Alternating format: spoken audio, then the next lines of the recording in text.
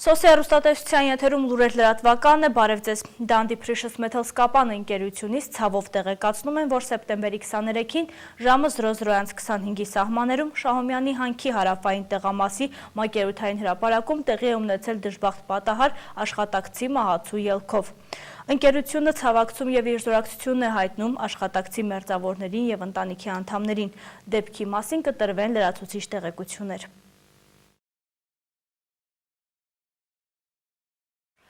Կապանի Գարեգին Նժդեի հրապարակի երկող շատրվանների շինարարական աշխատանքները մոտենում են ավարտին։ Այս պահին ընթանում են ներքին հարդարման և լվացման աշխատանքներ։ Նորագույն սարքավորումներով հագեցած հանգստյան գոտին հանրապետությունում իր տեսակով երկրորդը կլինի։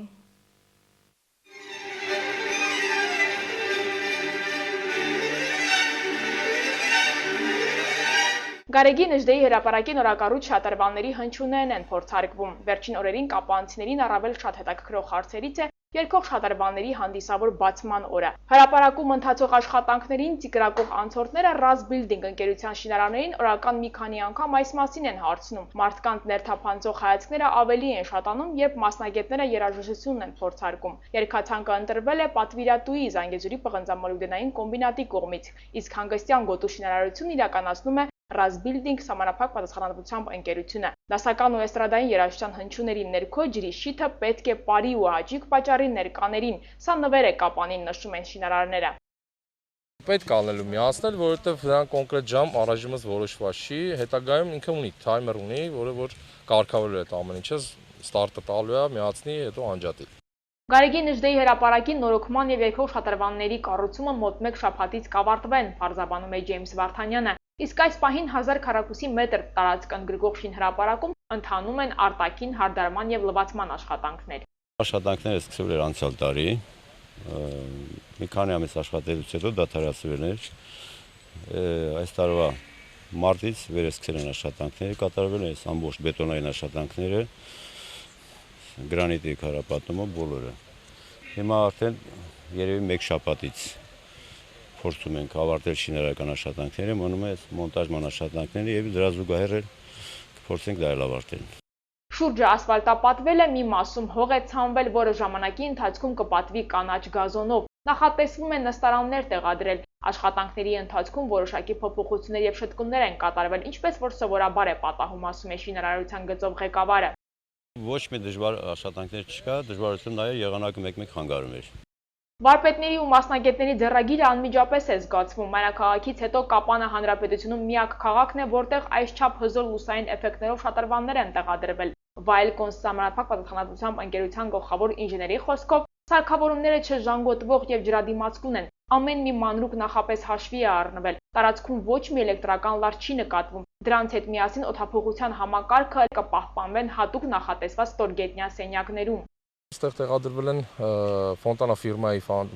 արտադրված շատրվանները, ընտրված են տարբեր նպատակներին ծառայող, այսինքն էֆեկտներ ցույց տվող ֆոնտաններ, ըստ համապատասխան նախնական արված պրոյեկտի։ Ներկրվել են Հունաստանից այս ամբողջ սարքավորումները, տեղադրվում է մեր ընկերության կողմից, Վայելկոն ՍՊ-ի կողմից, ամբողջ սպասարկումը հետագա նույնպես մեր ընկերությունն է իրականացնելու։ Ֆոնտանները պատվիրել է Զանգեզուրի պղնձամոլիբդենական գործարանը, իրանց հովանու ներքո է այս ամեն ինչը արվում, կարելի ասել իրանց շնորհակալություն կարելի ասել դրա համար, որովհետև նմանատիպ պրոյեկտ Հայաստանում երկրորդն է,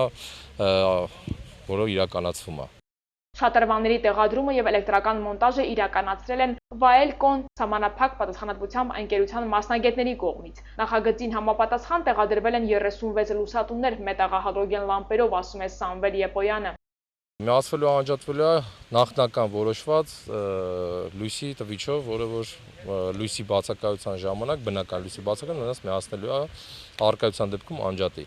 Բարձրության վրա տեղադրված քամու տվիչը կկարգավորի ջրի շիթի ուժգնությունը, այսինքն ուժեղ քամու դեպքում այն կնվազեցնի։ Ներդրված ֆիլտրման համակարգի օգնությամբ ջրավազանների ջուրը ինքնաբերաբար կմաքրվի։ Աշխատանքների ամբողջ ֆինանսական բեռը իր վրա է վերցրել Զանգեզուրի պղնձամոլիբդենային կոմբինատ փակbaşırական ընկերությունը։ Շինարարների խոսքով սննդի եւ գիշերակացի ծախսերը եւս հոգացել է ձեռնարկությունը։ Նախնական տվյալներով հանդիսավոր բացումը կկազմակերպվի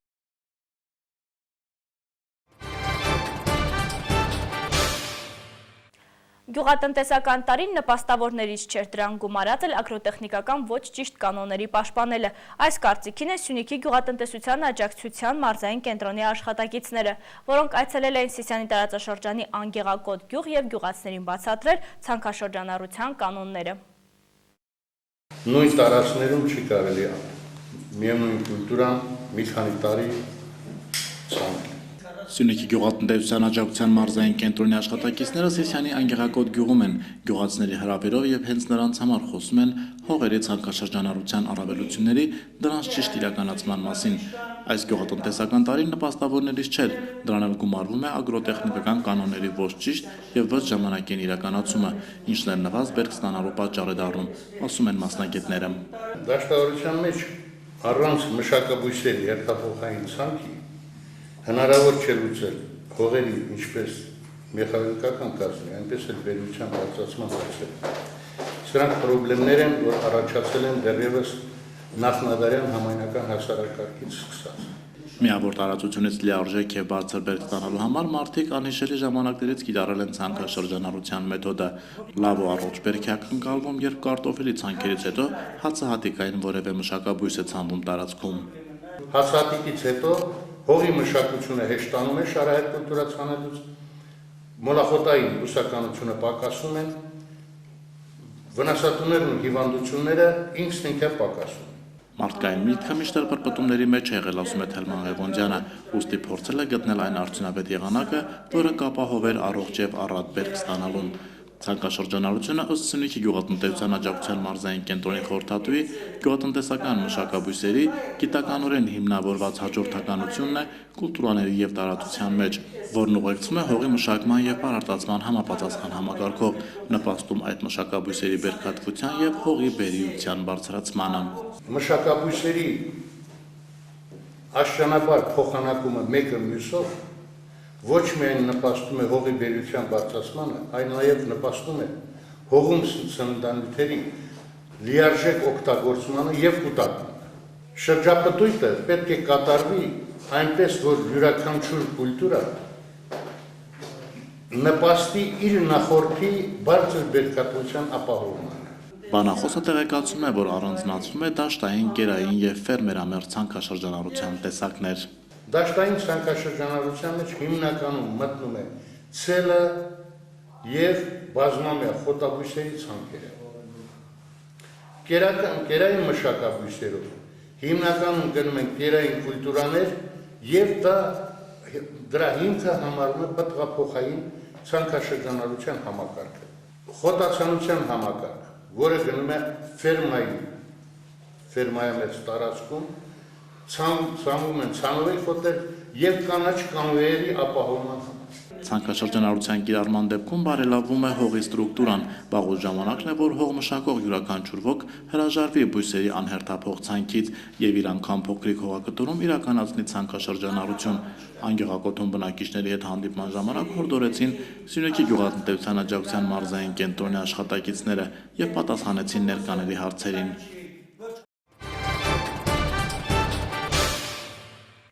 Ֆուտբոլի հանրապետության բարձրագույն խմբի առաջնության 7 տուրերից հետո Գանձասար Կապանը վաստակելով 14 միավոր մրցաշարային աղյուսակում երկրորդ տեղում է ընթանում։ Առաջատար Ալաշկերտից ետ մնալով ընդամենը 3 միավորով։ Այս օրերին թիմը մարզումներ է անցկացնում Կապանում եւ մտադիր է շարունակել իր հաղթարշավը։ Գանձասար Կապան ֆուտբոլային ակումբն այս օրերին մարզումներ է անցկացնում Կապանում, թիմը նախապատրաստվում է առաջիկայում կայանալիք խաղին։ Սեփական հարկի տակ սեպտեմբերի 26-ին կհյուրընկալեն Գյումրիի Շիրակին։ Սպասվելիք խաղը թիմի համար կարևորներից է։ Հայաստանի բարձրագույն խմբի առաջնության մրցաշարային աղյուսակի երկրորդ տեղում ընթացող Կապանյան թիմը մարզիչ Սամվել Պետրոսյանի գլխավորությամբ ամեն ինչ անելու է միավորներ վաստակելու եւ մրցակիցներից առաջ անցնելու համար։ Ունենք երկու դժվարին խաղ, հաջողության դեպքում կարող են եւ առաջ տեղ դուրս գալ։ Կապան քաղաքը միշտ եղել է ֆուտբոլային քաղաք դեռ 60-ական թվականներից ու առանց Կապանյան երկրպագուի ես չեմ կարծում, որ կարող է մեր թիմը հաջողություն ունենա։ Նրանց աջակցությունը այսօր մեզ համար շատ կարևոր է։ Շատ շնորհակալ եմ ֆուտբոլասերներից, որոնք աջակցում են մեզ ու խնդրում եմ, որ բոլորը Շիրակի աղին ներկա լինեն։ Առաջնության առաջին շրջանում մեկնարկային 7 տուրերից հետո Գանձասար Կապանը վաստակել է 14 միավոր։ Ֆուտբոլիստների խոսքով հաղթարշավը շարունակելու համար քրտնաջան մարզվում են։ Ակումբի ղեկավարությունն էլ ստեղծել է անհրաժեշտ բոլոր պայմանները։ Մենք ձգտելու ենք ավելի բարձր չեմպիոնության համար, որովհետև շատ լավ թիմ ունենք, ամեն ինչը իդեալական է թիմում, որպեսզի մենք պայքարենք չեմպիոնության համար։ Առաջնային ընթացքը մեր թիմի համար համարում եմ նորմալ։ Բնական է էլի տեղեր կար, որ կարայինք ավելի շատ միավորներ վաստակենք, բայց սա ֆուտբոլ է եւ ամեն ինչ դեռ առջևում է։ Գանձասար Կապան ֆուտբոլային ակումբի նախագահ Զանգեզուրի պղնձամոլիբդենային կոմբինատի ադրմինիստրատիվ տնօրեն Վահե Հակոբյանը մշտապես հետևում է խաղերին եւ ձեռքբերումների գործում մեծ է նրա դերը։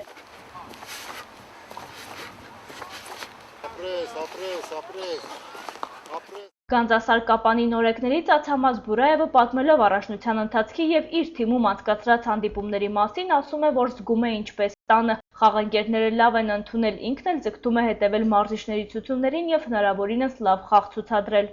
Звезды нам благоволят, мы поднимаемся в турнирной таблице. Дай бог, чтобы так же продолжалось. Посмотрим, цыплят по осени считают, в конце увидим. Մրցաշարային աղյուսակում գրանցած հաջողությունները թիմին նոր ոգի են տվել։ Ակումբի գործադիր տնօրեն Գառնիկ Աղաբաբյանի խոսքով անցած 6 ամիսներին կատարված աշխատանքը տվել է իր արդյունքը։ Բացի նրանից, որ թիմը նոր պրոֆեսիոնալ ֆուտբոլիստներով է համալրվել, նաև ակումբը տեխնիկական փոփոխություններ է կատարել։ Դաշտում դարպասներն են